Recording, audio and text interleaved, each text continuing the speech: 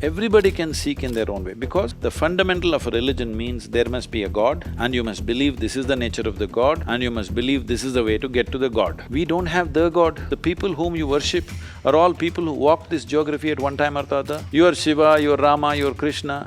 They walked this land at one time. They lived, they had families, they had children, they fought battles. So for everybody, we created a deity. You are a businessman, you want to become rich, one kind of deity. You are a creative person, you want to be creative, another kind of deity. Spiritual person, another kind of deity. You are a thief, for him also we have a deity, you know. Some of the police officers in Tamil Nadu are saying, in the media they have said this, that anywhere between 30 to 40% of the main deities in the temples may be sold and fake deities are sitting there. మన దేశంలో 33 కోట్ల దేవతలు ఉన్నారు. 33 crore gods in our religion that we follow. So why is there a need for so many gods and how do we worship? And do you believe in the fact that if you when you worship that you just worship one god, or like, you know, each god has a specific way to be worshipped? We are Indians, we like variety. We are not people who will stay in a uniform, we are… Not one like that, all right? See, first of all, change that question in terms of why does our religion has 33 crore gods? 33 crore, is it? Yeah, but why does our religion have 33 crore gods? No, our religion doesn't have 33 crore gods. In fact, we don't have a religion. We are a land of seekers. We have variety of spiritual processes. Everybody can seek in their own way because the fundamental in the world, the fundamental of a religion means there must be a God and you must believe this is the nature of the God and you must believe this is the way to get to the God. These are fundamentals. We don't have the God. The people whom you worship are all people who walked this geography at one time or the other. You are Shiva, you are Rama, you are Krishna. They walked this land at one time. They lived, they had families, they had children, they fought battles, all right? And they are more drama than your life, yes or no? Much more drama than your life, much more turmoil than your life. But because of the way they lived, the way they conducted their life, one thing is their full-fledged life, and no matter what kind of drama happened to them, they conducted themselves in an equanimous way, being above the drama. Because they were above the drama, we call them a director, I'm sorry. We call them we call them a divine being. All the others were in the drama, caught in the drama. But even though they're active participants in the drama, they stayed above the drama. In a way, people are claiming God is the director of life, isn't it? And we're all the actors. We don't know about that. I leave that to you.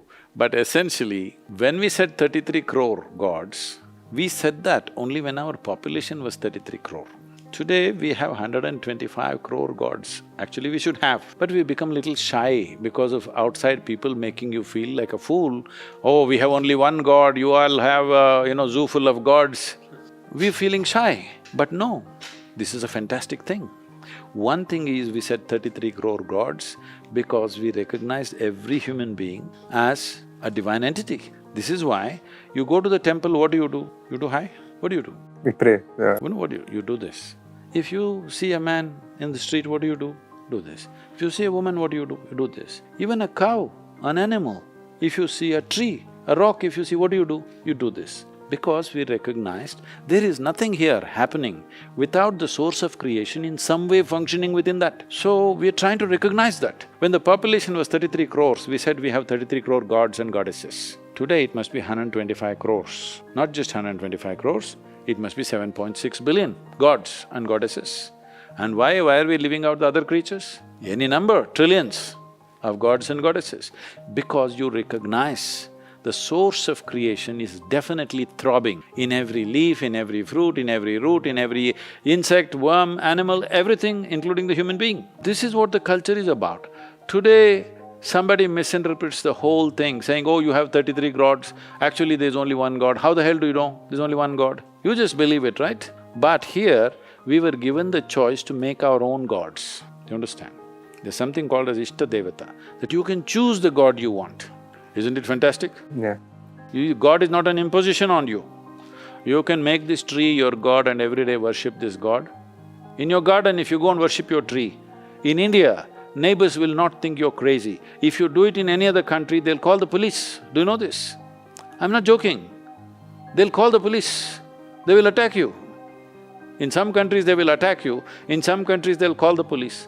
But you go into your garden, there's one rock standing there, one little stone, you go and worship, oh, people will say, oh, he's a devotee.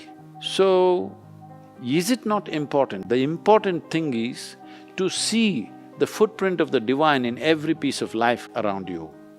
Right now, because God has been exported to heaven, you can do all the trash here and misinform him about your actions, and then you will go to heaven anyway. Here we are not interested in going to heaven. We know even if we go and sit on God's lap, after a few days we'll be bored with him. We are smart enough to know that. Hello? Is it not true?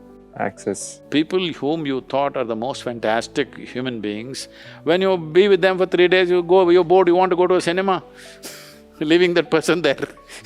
So even with God, the same thing will happen, even with heaven, the same thing will happen, we know this. Because of this, our highest value became freedom or liberation. The only goal in this culture is mukti, moksha, nirvana. This means you want to become free, because freedom is the ultimate process of life. God is not the ultimate process here. We can create any number of gods, we have no issues. If you need some kind of a support, above all, these gods were created in a certain way. Some of them may be just an emotional expression of people, but a whole lot of them have a scientific basis to it. To access different dimensions of life, we created different kinds of deities. See, a murti, I don't know in Andhra Pradesh if you are still using this word, in Tamil Nadu still, many people call the murti as a yantra. Is it still there in Andhra? Not that I heard of, no. If you see in temples, there will be geometrical drawings to make the deity into yantra. Yantra means what? A machine. Why do you create a machine? Because right now, why are we using a microphone? To do something. Because to enhance the faculty that we already have. We're able to speak. Suppose we had no speech, would we invent a microphone? Suppose you were made like a tree rooted to one place, would you invent a bicycle? No. Every machine that we have created is only enhancement of our existing faculties, isn't it? So the deities were also yantras, that means they were machines which will enhance your capability. Well, my life is a living demonstration of that. But if anything in India is a suspect today, for Indians at least. Everybody else looks at us in such great awe. But in India, anything Indian is this thing, because there's a whole segment of media who is committed to beating this nation down. Yes, they're committed for beating this nation down for whatever reasons, I don't want to go into the reasons, but they're doing it continuously. If it happens elsewhere, for example, you heard of Ramanujam, the mathematician, if he had not gone to London, we would have told him, we would have declared here he's a useless guy, all right? He just poured out mathematics. No training, no schooling, nothing.